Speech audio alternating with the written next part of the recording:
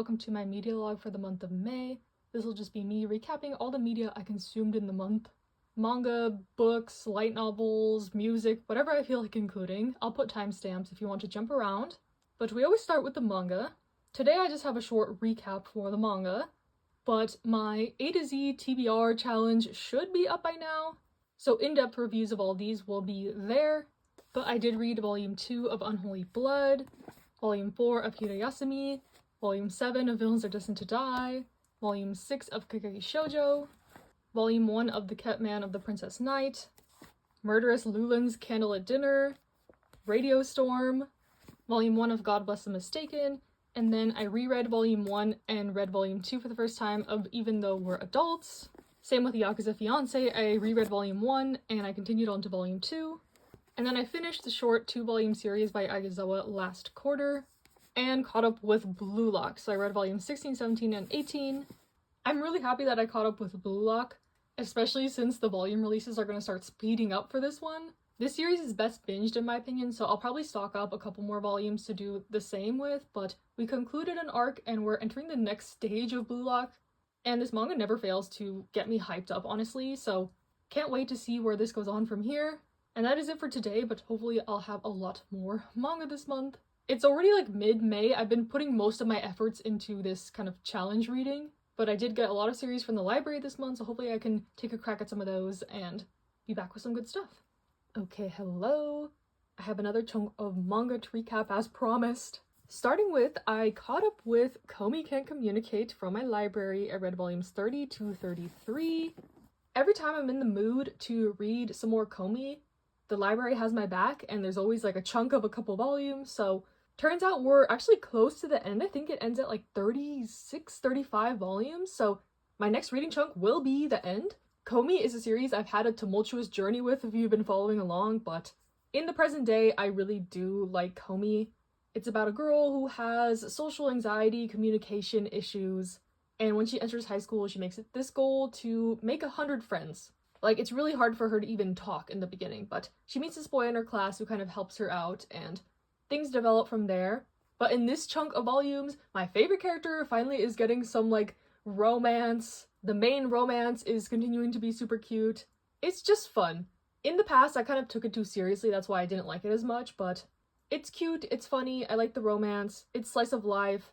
There is a continuous plotline, but mostly they're just, like, random chapters of stuff that's going on in the lives of the characters. It's one I like enough to continue reading to, well, volume 33, but it's not one I feel the urge to own in my collection. I'm not, like, obsessed with it, so. It's a nice one to pick up when I'm in the mood. It scratches the right itch that I'm feeling in the moment, and I'm excited to see the conclusion. The goal of the manga is for her to make 100 friends, and we're closing in on that, so yeah, it's gearing up to wrap up nicely in my opinion. And in a similar vein, I read volume 13 of my Dress Up Darling, so this one is also quickly heading to the conclusion, question mark? I think the last volume is volume like 15 or maybe the next one 14. And it's also kind of giving that wrapping up vibes. This volume was actually quite beautiful. A lot of like panels without words, and you can tell we're gearing up to the big like confession type thing. This one is about a girl in high school who loves cosplay, and she kind of recruits this guy to help her make her costumes. His family owns like a doll shop, so he knows how to sew and do makeup and stuff like that. And their romantic relationship so far has been really slow burn, so I'm hoping the payoff is worth it. I think it will be. This series is so endearing to me. I really like the characters. There are some ecchi elements here and there, but nothing like super off-putting in my opinion. So yeah, I've just come to really like the characters in this one. The art is stunning. I like the cosplay aspects. And to wrap this one up neatly, we just need, you know, some closure on the romance front for sure. And then lastly for this chunk, I read volume 2 of Firefly Wedding. Hopefully the video that I read volume 1 in is out by now. I am so behind on stuff, but this one is about a girl who is from a noble family, but she has this heart condition and doesn't have that much time to live, but she wants to get married to make her family happy. That's like the last thing she wants to do in this life. But one day she gets kidnapped and has to strike up a deal with this assassin to kind of get her out of the situation. She proposes to him as a sort of like last-ditch effort, and he takes her seriously, and he's also very like unhinged. He's this assassin, cold-blooded killer, so it's kind of like, what did I get myself into? And so far I like it. I like the time period old-timey vibes. I like the darker romance aspects. They're trying to escape this kind of red light district in this one. And yeah, I'm excited to see where it goes on from here. I felt this was sort of like an okay volume, but so many people love this one a lot, so I have high, expectations going forward. Maybe I shouldn't do that to myself, but how could I not when I just see these raving reviews everywhere? So yeah, that was my little chunk for today, and I'll be back at the end of the month to recap the rest. Okay, hello, it is the end of the month, and I'll recap a couple more manga I read. I actually started another reading challenge, so you'll see me discuss these more in that video whenever it comes out. Try to guess the theme for this one, I guess, but I read volumes 1 and 2 of the manga for 7th Time Loop, volume 2 of Beware the Villainess, volume 1 of Black Summoner, and volumes 14 and 15 of Blue Period. So yes, now let's get into the novels, because there's quite a bit to cover there. Okay, moving on to the light novels. So far this month I have read one light novel, and that is volume 3 of If the Villainess and Villain Met and Fell in Love. This series continues to impress me. Something about it just scratches all the right itches. I really like this series. It is kind of just like a basic villainess story, but I'm really endeared to the characters. I like the plot. This one is about a world where there's magic and you're kind of contracted with these spirits. And our main character is from this noble family and she's expected to have contracted with this high-level spirit, but she didn't. And her father casts her out, does some heinous things to her, honestly. And now that she's in high school, she's kind of just laying low. She's very misunderstood as this like villainess in the school, and she ends up meeting this boy who is touted as the villain because he's just kind of cold and standoffish, but he's also from like a really high-ranking noble family and he's contracted with these really great spirits. So they start out having this kind of academic rivalry that develops into a relationship, and I don't know, they're just so cute to me. Our main character is definitely an underdog that you want to root for. And I don't know how many more volumes this is going to go on to, but I will read it forever. Like, I really like it. So yes, we'll see if I read any more light novels in the month. I have been reading some danmei, you'll see that later, but always a treat to read one of these volumes. Yen Press sent me the first volume of the manga, that's how I got into this series, but I haven't continued the manga since, so maybe I should to see the differences between the light novel, but I've really been preferring to just read light novels now, so I don't know if it's even worth it to give the manga a shot. There's only a couple series where I'm like, triple dipping with like the anime, manga, light novel, like Apothecary Diaries and My Happy Marriage, so we'll see. Okay, hello, I have a couple more light novels to talk about. Notably, I finished The Other World's Books Depend on the Bean Counter light novel, volume 3. And I am just so obsessed with this series that it could honestly do no wrong. If you don't know what this one is about, it's about this man who gets isekai'd into this world. He's like accidentally summoned with the Holy Maiden. So he's kind of like not supposed to be there. They don't really know what to do with him, but he's like, let me work. All I know is work, work, work. So he ends up kind of revitalizing their accounting department in this other world when he doesn't have to. This is all of his own free will. But also his body is like not built for the magic that's in this world and like the magic that's in the air. So he ends up kind of contracting with this magical night guy that becomes his sort of bodyguard / lover later on. And it's mainly about their romance, but also like the politics of this world, the magic. In this one, they're like hosting people from a neighboring kingdom that they want to strike up a deal with. So that took up most of this volume. And then we got to the end, and I do feel like it was a little bit rushed, a little bit abrupt. I think the ending was fine, but I obviously would have read about these characters forever, so very bittersweet. But we still have the manga to look forward to. I wonder if they'll change the ending or anything that's coming up. / an anime was announced for this, so this is not the end of Bean content, even though I guess the source material is over. And then I also read volume 1 of I'll Become a Villainess Who Goes Down in History. This one I had read the first volume of the manga for and I enjoyed it, and I even watched a bit of the anime. Not too many episodes, but when I saw that they were publishing the light novel as well, of course I had to get that. This one is about our main character who dies and is reincarnated into one of her favorite otome games, but she has always admired the villainess in the game, and just her luck she gets reincarnated into the villainess, and she kind of makes it her mission to be the best villainess ever. She wants to be hated, she wants to like bully the heroine kind of, doesn't really care about the love interests, but her way of doing villainy is actually like super admirable. Like she's studying and mastering the sword because she's like, no villainess can be caught slipping, honestly. Like, she needs to be powerful, she needs to be athletic, she needs to be brainy. And in turn, this kind of gets people's attention on her, like, who is that, like, prodigy little girl over there? So it's kind of backfiring on her. It's more, like, endearing than anything to the other characters. So you follow her kind of antagonizing the heroine, leveling up her skills, etc. And also, of course, the main love interest starts to take an interest into her instead of who he's supposed to be.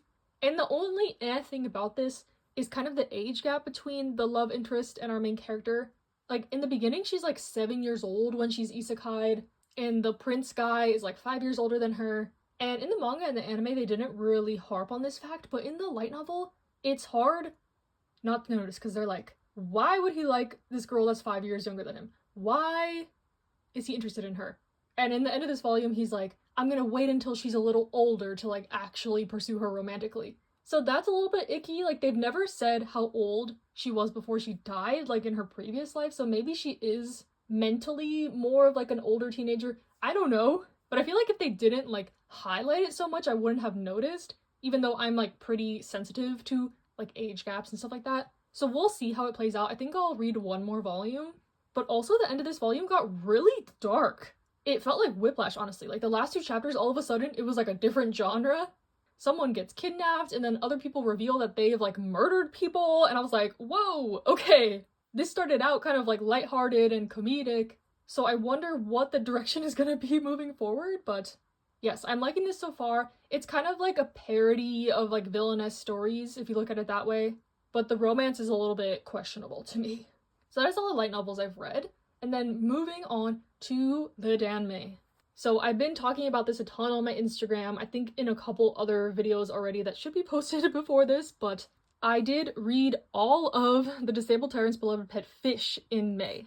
I actually just filmed a full review and journaling video, so I won't go too into depth here. It's been forever since I did like a dedicated review, and I think that speaks to how much I enjoyed this series. But this is actually my first completed danmei. I have read the first 3 volumes of Heaven Official's Blessing, but this one just like swooped in and took all my attention. I devoured these volumes in like a couple of days each. I was so mad whenever I had to wait for one that I ordered. Yeah, this story overall is just so silly. It's kind of dumb, it's whimsical, tugs at your heartstrings, even though you probably wouldn't expect that from a story about a person who gets turned into a fish. I guess the genre would be transmigration or kind of isekai. Our main character gets transported into this novel as a fish, and he's given these quests to try to soften this prince's personality. So in the novel, this prince becomes this tyrant that is causing chaos in the kingdom. He's ruthless. So the idea is if he has like this pet fish that he dotes on, maybe it'll make him turn out to be a kinder ruler and leader. Our main character slowly can gain skills to turn into his human form, so he's gaining affection with the main character as the fish, and then also in his human form a little bit, so their romance slowly develops, and it is so wholesome and so cute in my opinion. I'll delve into it more in my review, but it's just super cute. The politics are there, but they're a little bit lighter, and I would say this is mostly comedy. This is like laugh out loud funny to me. This is just my type of humor, honestly. Like the mix between the fish thing and then kind of like a person from the modern world going back to ancient China. Like, there's so many things. There's a point where our main character can turn into like a mermaid slash like a man-mer, like the bottom half is human and then the top half is fish. He also gets pregnant at one point. I don't know if that's like a spoiler, but yeah, they have kids, and I love stories with kids. Like, it's so cute. Like, I guess there's a couple hurdles to get over with this one, but if you can do it, I think this is worth it for sure. I also think the ending was nice. It's always like a gamble how they're gonna end like an isekai-esque series. Like, are they gonna go back to their own world? Are they gonna stay? Are they gonna be able to jump back and forth? What do they have to give up to go either way, you know? I think this one was concluded nicely. The ending is similar to the Otherworlds books Depend on the Bean Counter. If you know. If you know, you know. So yes, I will consider this a great reading month because I read this series in entirety. I read a little bit of manga, some light novels, but I also listened to some music I wanted to shout out. May was kind of a stacked month. I will link my playlist in the description, but I'm just gonna rapid fire them. I think Triple S's comeback was really good with all 24 of them. I barely know anything about them, but I listened to all the music, all the subunits, and it's very good. I liked Jin's comeback. I didn't expect him to release a new album, but I guess it makes sense since he's going on tour. One of my close friends is going to his concert for her birthday, so I'm gonna meet her down there. I'm not going to the concert, but maybe I'll go to some of the events. Like, I'm sure there'll be a cup sleeve or something. I really like Boy Next Door's comeback. I want to stan them so bad, but I hate Hybe, so I'm happy for now just listening to the music. BB released kind of like her extended album, full album, just in time for her concert. I'm gonna go see her in a couple weeks. And Flying had a full album. I love every song. It's a no-skip album. I highly implore you to check it out if you like Korean bands. The tickets for their concert go on sale on Tuesday, so hopefully I can get like VIP or something because I regret not getting that last time I saw them. I don't know why I thought I would be okay with just being in like P1. No, I need to go all out this time. Day 6 also had a single release that was cute. I liked some of the solo songs on 17's album, and a couple other odds and ends. They're on the playlist if you want to check it out. So yeah, that is all the media I consumed this month. Hope you enjoyed. Stay safe, happy, stay healthy, and I'll see you in the next one.